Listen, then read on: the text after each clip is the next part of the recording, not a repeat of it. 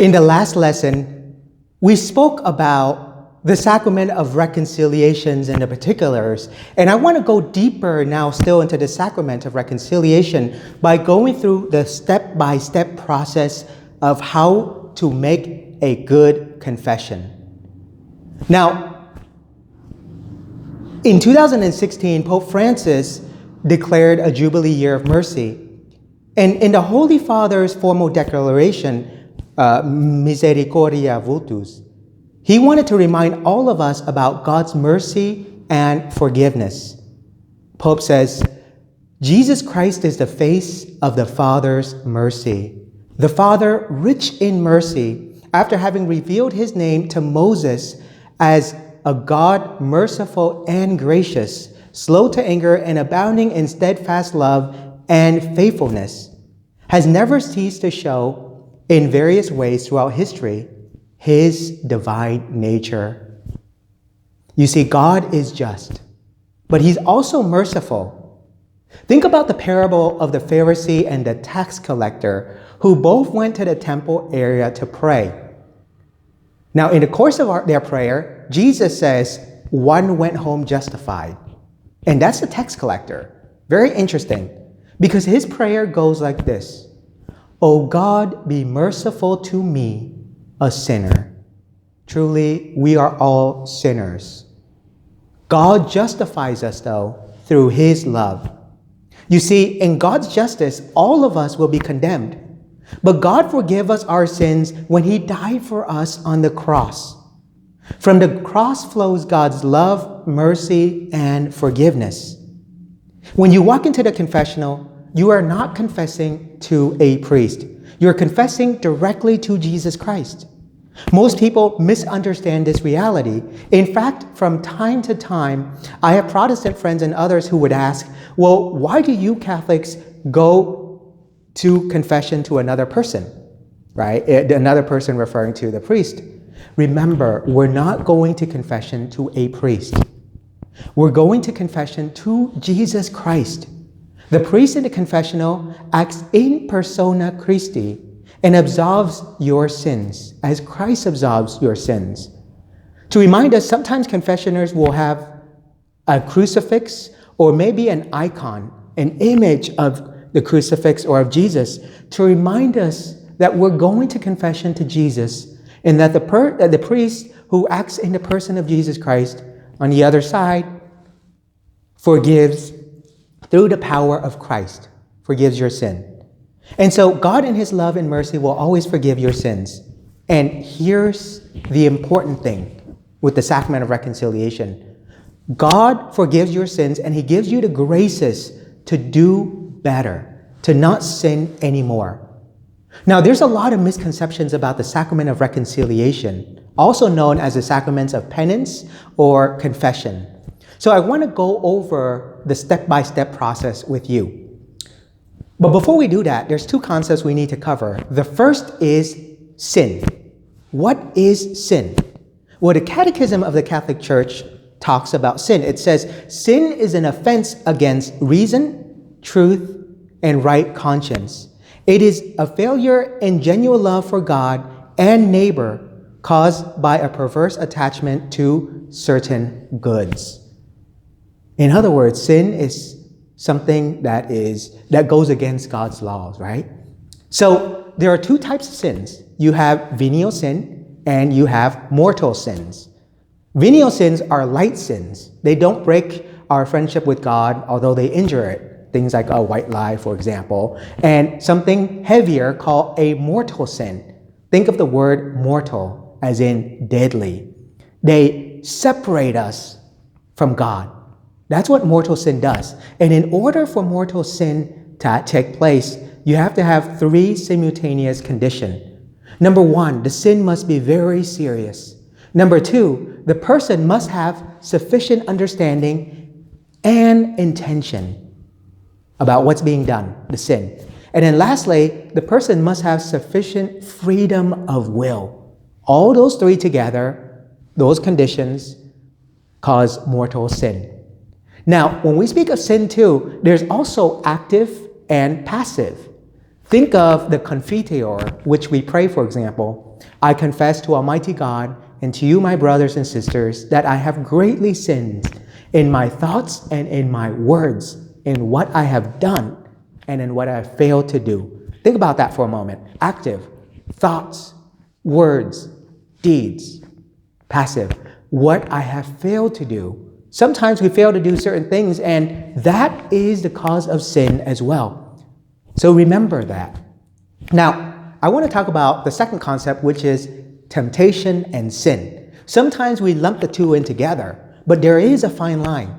You see, temptation leads you into sin if you are not careful. Every one of us, from the moment we wake up every morning, we face temptation, right? Jesus faced temptation in the desert. Now, remember, if we're able to resist temptation, it will not lead us into sin. If we decide to entertain the temptations, to think about it, to dwell on it, it becomes a sin. Let me give you an example. Let's say, for example, you and your friend Bob have been arguing for the last 2 weeks. You wake up one day and immediately you have negative thoughts about Bob, right? And you start thinking and thinking and thinking, and you figure, okay, how am I going to get even? Maybe I should hurt Bob. Maybe I should do all these things. And you keep dwelling on it. And it moves you to anger, frustration, etc. That becomes a sin. You see, the initial thought is a temptation which leads you into sin, right? Thinking, okay, well, I wish maybe like Bob get hit by a car and just die or whatever, right? That's an example, right? Or maybe another example, let's say, something comes into our head, like a sexual thought. If we start entertaining it and dwelling on it for too long, it leads us to where we don't want to go, and that is sin. So we want to be very careful with temptation and with sin. Now, let's go through the step process of this sacrament. The first step to the sacrament is to examine your conscience. This is the most important step. There's a reason why it's number one. If you take this step seriously, you will get a lot of graces that will come from this very sacrament. Self-examination. We'll go over all the details of this in the 5th lesson, but I want to invite all of you, if you're preparing for the sacrament of reconciliation, take the first step very seriously. That is, examine your conscience. And 2 ways you can do that is either the 10 Commandments or the Beatitudes, which again we'll get more into in a little bit. Now, step 2 in the process, after examining your conscience, is contrition. To truly be sorry for your sins. You see, in order for us to seek the sacrament of reconciliation, you must be sorry for your sins. Now, from time to time, I get people who say, for example, well, I'm not sorry for my sins. That person deserved it. My actions are justified. Remember, this is part of a step process. And if we're not honest with ourselves, and if we're not able to admit contrition, then maybe we're not ready for the sacrament quite yet. Now, in the Catholic Catechism, there are 2 types of contrition. There is perfect contrition and imperfect contrition. I want to go over that with you. The perfect contrition involves the sorrow of our sins. We're very sorry because we love God, and we're sorry for having offended God, and we want to return to the status of grace in our relationship with God. That's perfect contrition. Imperfect contrition is when we're sorry because we're afraid of hell. We're afraid of eternal punishment. We're afraid of something, right? Fear. Preoccupied, with offending God, etc. That's imperfect contrition. Okay, step 3 in the process is to go and confess your sins to a priest. What we're talking about right now, this is the usual confession. And as you go through your confession after examining your conscience, go through genuinely with the priest. And as I've shared before too, you confess not to the priest, but to Jesus Christ himself, who will forgive your sins. Now, step 4 in the process is resolve to amend or to change your life. To do better, in other words. You make that resolution. It says, I'm going to try not to sin anymore, not to commit that sin anymore, for example. That's resolving to do better. So a good question to ask is, well, what concrete things can I do to do better? Right? What are some things I can do to avoid sin? Maybe it's a habit in our life. Maybe it's something we're addicted to, like alcohol or pornography, etc. Right? How do we put ourselves not into temptation? How do we get rid of that? Because temptation leads us to sin, remember. And then number 5 would be penance. To do the work that the priest assigned to you, right? The penance, in other words. And as I've shared before too, it falls into 3 categories: either prayer, almsgiving, or fasting, or some other form of self-control of our body. Now, let me go through with you the process of the sacrament of reconciliation. So after preparing your mind, after doing an examination of conscience, and when you're ready, you walk into the confessional and you do the sign of the cross. Father, Son, and Holy Spirit, amen. You say, bless me, Father, for I've sinned. It's been however long since your last confession. 1 week ago, 1 month ago, a year ago, etc. And you tell all of your mortal sins in number and in kind. And then as well too, the venial sins that you remember. And after you're done with that, then you say, for these and all the sins I cannot remember, I am truly sorry.